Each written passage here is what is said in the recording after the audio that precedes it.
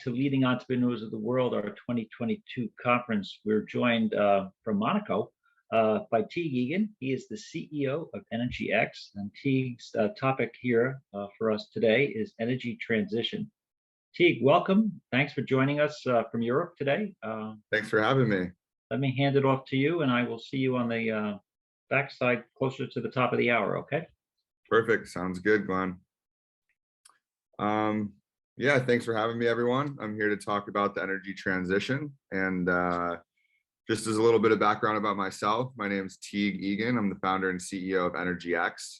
We're a renewable energy technology company that's focused on batteries and battery materials and the production of battery materials, which is turning out to be one of the biggest bottlenecks in the energy transition and the EV revolution. So a lot of companies, a lot of car companies are looking to transition their fleets to electric. And with that comes a whole host of challenges. But it's turning out that the production of these battery packs, battery cells, and ultimately the raw materials that go into the batteries is one of the biggest problems. So that's what EnergyX is focused on. And today I'm just going to share a little bit about that and kind of what we're doing to address it. So this is our company, EnergyX. And as I mentioned, we're focused on battery materials all the way up to the battery cells themselves.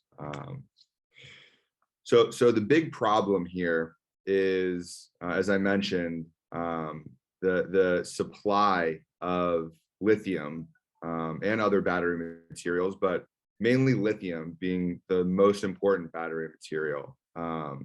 There's surging demand for lithium as car companies look to go further and further up the supply chain to secure the necessary materials that they need to get cars off their production line. So big demand, big supply shortage. And as you can see here on this chart, today we're sitting in about 2022. So the price of lithium has increased dramatically over the past 6 to 9 months because of this forecasted shortage. But you'll start to see the yellow and green lines start to separate here around 2027, 2028, when these EV companies actually start to get larger volumes of production and really transfer the majority of their fleets from internal combustion to electric. So I guess 2 years ago now, the total supply for lithium was about 300,000 tons of lithium per year. By 2040, that's projected to be 5.5 million. So you're looking at something that's almost a 20x increase over the next 15 or so odd years. That creates a huge market for lithium. Lithium obviously being the main material in batteries, that increases the battery market from about 112 billion today to over 550 billion. And this is primarily related to electric vehicles. So the solution to this is what's called direct lithium extraction. It's the process in which we produce lithium, that being the bottleneck. Today, lithium is produced using, well, there's two forms of resources in lithium that you'll see on a subsequent slide. One is hard rock resources, where they mine lithium in ores that are called spodumene. And this is your traditional like open pit mining, how you would think of a big open copper pit or something along those lines. The second type of resource, which is actually the larger resource, is that lithium is found in brine, which is a fancy word for really salty water. Think about the Great Salt Lake, for instance, or down in South America, they have an area along the Andean mountain range called the Lithium Triangle, where they have these dried up salt flats in Bolivia, Chile, and Argentina. Lithium is a salt that is found in these really salty waters, and they use evaporation ponds to precipitate the salts out and evaporate the water, leaving them the lithium that goes into the batteries. These production methods, particularly the evaporation ponds, which is what I'll address, are extremely inefficient and will never keep up with the demand curve that you saw on the previous slide for how much lithium we need to affect the energy transition and the electric vehicle revolution. So what the answer is coming up with, instead of a natural evaporation pond system, implement mechanical separation technologies, such as selective membranes, which are used in big desalination plants. It's how we turn ocean water into fresh drinking water, separating out all the salts. Or solvent extraction, which is a liquid-liquid separation, using technology of that sort. Solvent extraction is used in a lot of the traditional mining today. Or ion exchange or ion absorption, which is using a resin or a bead that can suck up the lithium out of the brine in which it's found. These technologies are far more efficient than the conventional pond, evaporation ponds. The time comparison is drastic. You can affect these separations in a matter of days versus months and months. The recovery rate, which is the most important here, jumps from about 30% in traditional ponds up to 90%. You need very little water to do these separations. Water is a precious commodity, believe it or not, down in these high desert salt regions. And then, of course, the cost is a lot less doing this once you get to economies of scale. So direct lithium extraction is the future of lithium production, and that is one of the key technologies that EnergyX is focused on. How that compares to the cost. So on the last slide, you of course saw $2,500 being what we project our costs to be using direct lithium extraction from brines. Your conventional brine evaporation comes in at about $3,700 to $4,200 per ton. And both of these are much lower than hard rock mining. And hard rock also has a much bigger carbon footprint. So we like to stay away from that. So you're probably asking, where is this lithium found in these brines? And about 70 to 75% of the entire global lithium reserves are found in an area down in South America known as the Lithium Triangle. This area is you know, you could think of it as comparable to the Middle East is to oil. The reason that it's in South America is along the Andean mountain range, which is the second largest mountain range in the world behind the Himalayas. The volcanic formation formed these really high desert salt flats, where when it rains, the water obviously tries to find its way down to the ocean. And on one side, you have the Amazon rainforests. On the other side, where it tries to go down to the Pacific, it created really high desert salt flats. And then, of course, it escapes down to the Pacific. But in this area of southern Bolivia, northern Chile, and northern Argentina, it created the largest lithium reserves in the world. So there are companies that are working in each of these countries, SQM being one of the largest lithium producers in the world, actually the largest, Allchem being the third largest in the world, the largest in Argentina, and YLB in Bolivia that has the world's largest resource in Salar de Uyuni, which is a picture of the background that you're looking at. This is what a salt flat looks like. Pure white salt as far as the eye can see. The second largest salt flat is in Utah, the Great Salt Lakes. And obviously there's a lake part, but if you look around that lake, a lot of the salt has dried up where the lake used to be millions and millions of years ago. So this is where we get the majority of the world's lithium. Here you can see, of course, the Great Salt Lakes, as I mentioned. I kind of covered it up with this little blue spot here.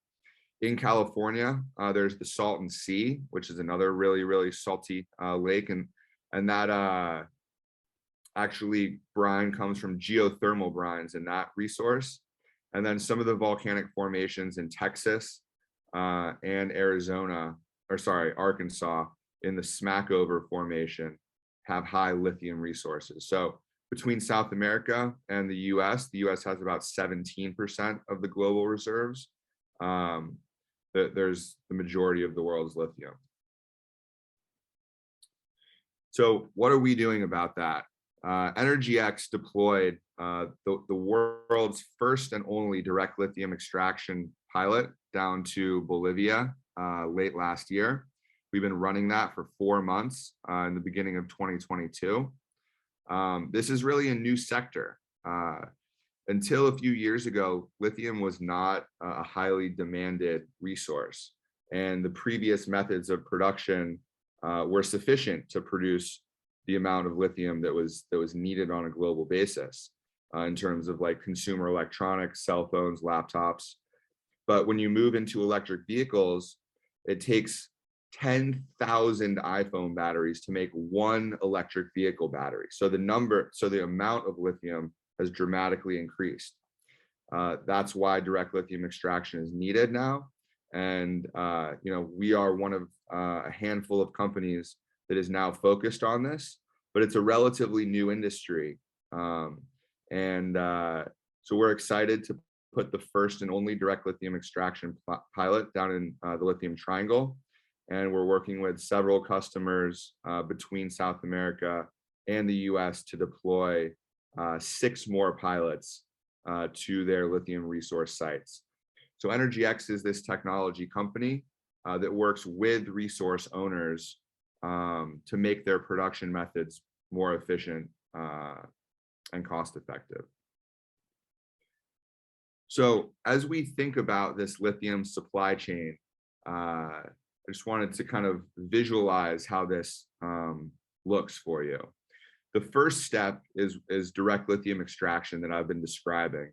And that's the process by which we separate the lithium from the other impurities in the brine. Once you do that, the lithium is still in an aqueous form. So it's still liquid. And we need to convert that lithium in the liquid form into a battery grade material. So that's the second step. So you need to crystallize the lithium out. And we are working on innovations to make that more cost efficient there. Or you can turn it into lithium metal, which is another part of the battery. Both of these elements go into the battery. So a battery has 3 components, an anode, a separator, and a cathode. And the lithium goes back and forth between the anode and the cathode when you're charging or discharging. So it starts in the cathode as charge. When you are using your device, say a phone, laptop, EV, the lithium goes from the cathode to the anode, and the electron is discharged into the application that you're using. Then you plug it back in, and it adds the electron back from the power source, and the lithium goes from the anode back to the cathode, and now you have a charged battery. Lithium hydroxide is used in the cathode, as well as a few other elements and battery metals. So you can have nickel, manganese, cobalt, iron, phosphate as other metals that supplement the lithium in the cathode. And then in the anode, you can have a lithium metal or some other alternatives in lower energy density batteries are graphite or silicon. So both of these go into the battery, and EnergyX has refinery technology to go from the lithium liquid state into the battery material state, as well as we're working on next generation batteries that have more energy density, which translates into longer range for cars. So, you know, your typical EV has around 300, maybe 350 miles. We're working on batteries that can power a car to go 1,000 miles per charge, or longer lasting batteries for computers or cell phones. So EnergyX is really a brine to battery based company. And again, this is a sector that there really has not been that much innovation put into. When you compare battery technology to, say, pharmaceuticals, the majority of a pharmaceutical company is into new research and development for new drugs or therapies.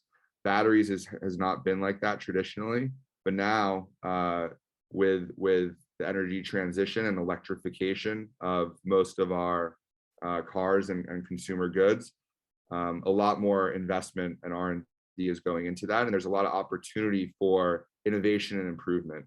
So we're looking to innovate along the whole battery material and battery supply chain, and that's what we do. So a high-level overview by the numbers. EnergyX deployed the first direct lithium extraction pilot plant in Bolivia in 2021. Our trademarked DLE is called LiTAS, which stands for lithium ion transport and separation. We have a full DLE technology portfolio to address any brine, whether that's in South America or the US. The brines vary from location to location. We also have the direct conversion technology to take that lithium concentrated brine and produce battery grade lithium materials. We have over 50 patents in our patent portfolio. EnergyX, our team is about 45 people now, and we're based in Austin, Texas. And we're developing next generation batteries in addition to those battery materials, specifically lithium. So hopefully I left a little bit of time for some Q&A, and I'd like to open it up to the audience now.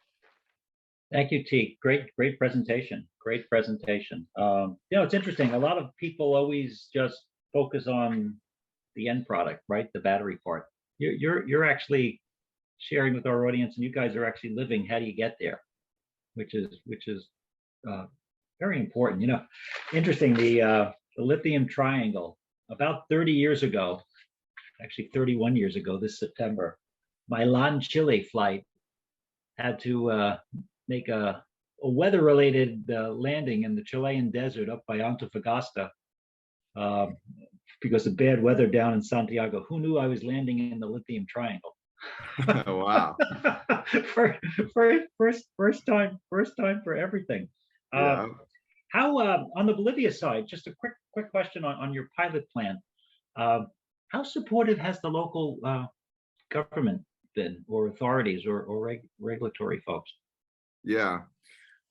So for the past about 15 years, Bolivia has been trying to produce lithium, and Bolivia has some unique technical challenges with their brine. As I mentioned, every brine is different. The chemistry of their brine is a little bit different, and the ratio of lithium to other impurities is a lot higher, which is bad. So they have been unable to produce lithium from a technical standpoint. Mix that with some of the geopolitical issues that Bolivia is going through.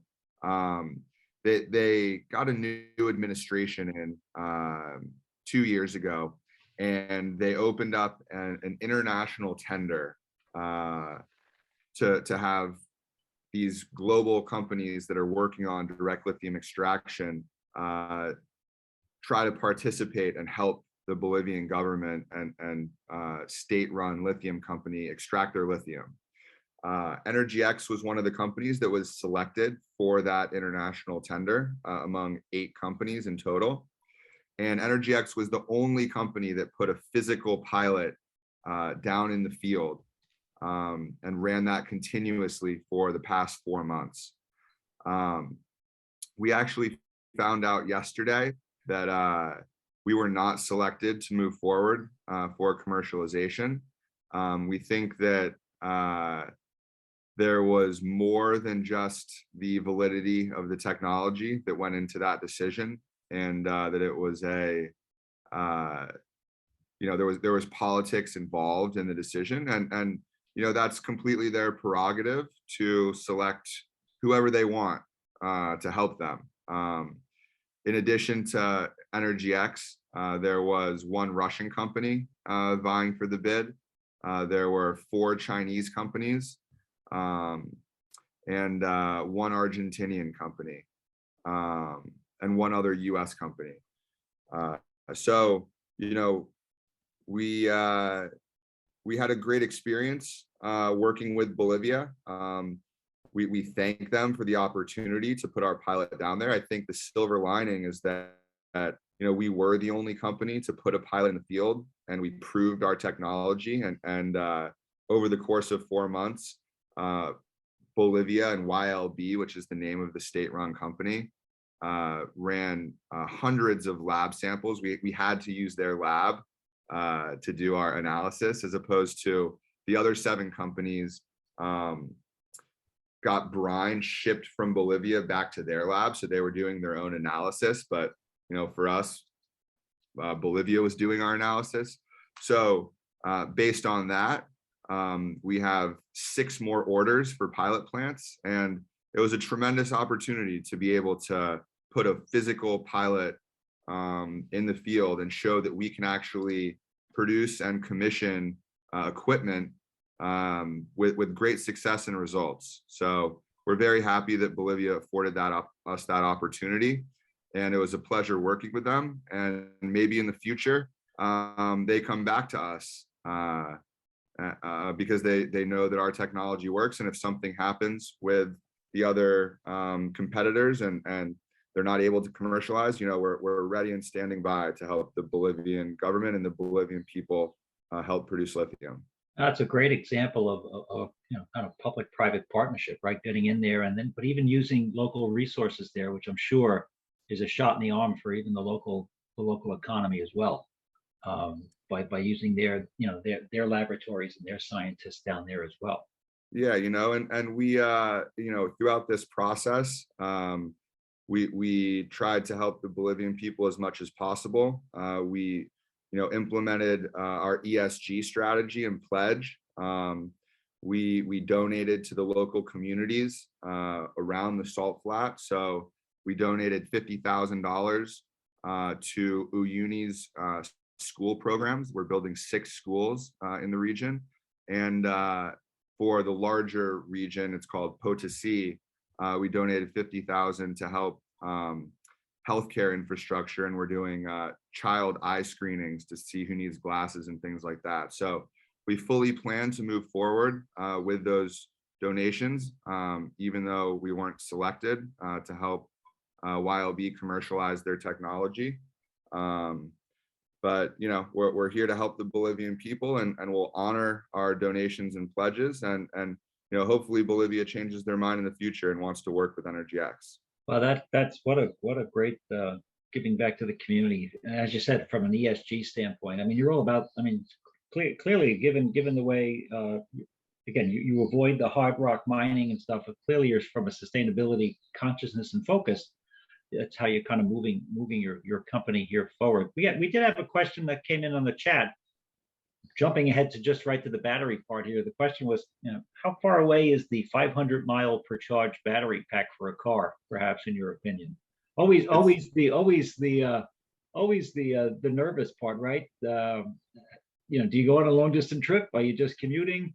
I mean, there was a stat even just to double back on just gasoline. There was a stat this week from AAA that said 30-something% of their calls are people running out of gas on the highway. So how about a 500 mile charge pack? What do you think? So I've owned a Tesla since 2013, and I have run out of battery one time. I was literally, I think you admit that. Okay. I was like, I want to say less than half a mile from my house. Oh. But this might have changed in newer versions of Teslas. but when you hit 0 on my Tesla, the battery is done. You know, I've run below 0 on ICE cars, and you know, they give you that little extra cushion. But when you're driving an EV, the mentality is completely different than driving a gas car. You're conscious of not running out of battery much more so than running out of gas, because there's gas stations everywhere. That's just the psychological mentality. Oh, I can make it to the next one, right? You know, for Tesla, they're obviously building a robust infrastructure of charging stations, and then you know, there's several other companies building ambiguous charging stations for any type of EV. But I think the 500-mile battery is a lot closer than people think. I mean, there's already, you know, batteries in the 400s. I think Lucid promotes a 417-mile battery or something like that.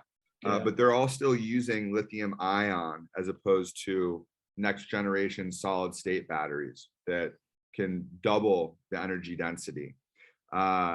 There's one company out there it's actually called One. It stands for Our Next Energy. And they retrofitted a Tesla to drive 780 miles. I might be a little bit off on that, but I know it's in the 700s. Maybe it was 770 miles.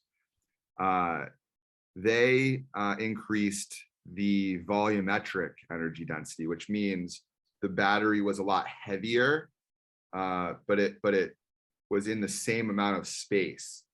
So they actually didn't improve the chemistry of the battery, which is what we're working on, like on a cellular level, but they improved different features on the pack level. So how does the pack work in conjunction with the car? How heavy is the pack?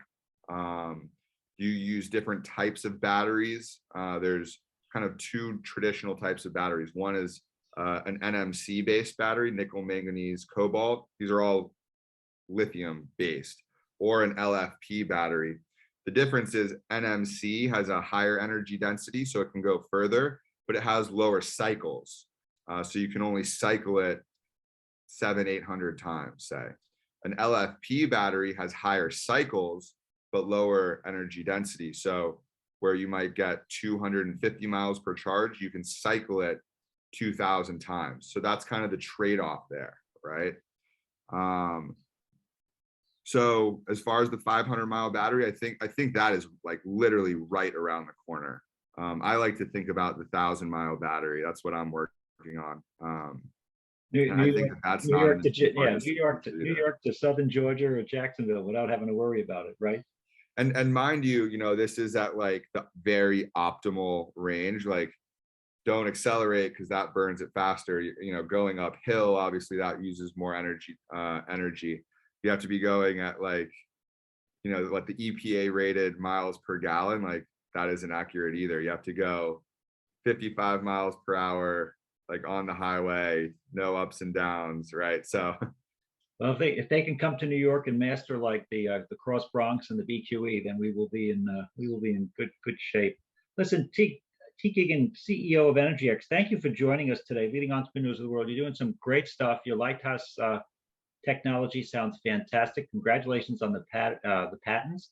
And I loved your phrase, brine to battery.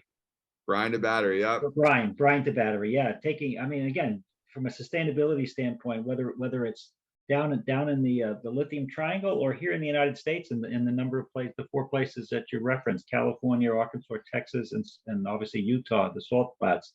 Great work. Congratulations on your success. Best of luck in the future. Thanks, Glenn. Thanks for having me. Thanks for joining Leading Entrepreneurs of the World today. Take good care. Bye. Bye.